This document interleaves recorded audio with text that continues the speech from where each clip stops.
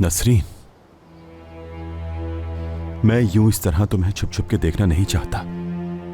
मेरा बस चले तो मैं हमारे बारे में सब कुछ बता दूं। बिल्कुल नहीं।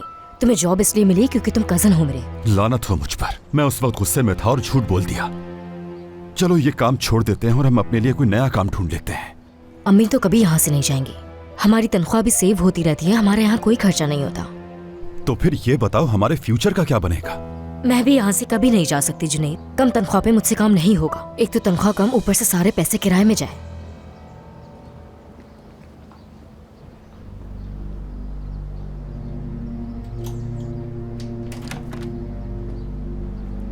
लानत है इस पैसे पर।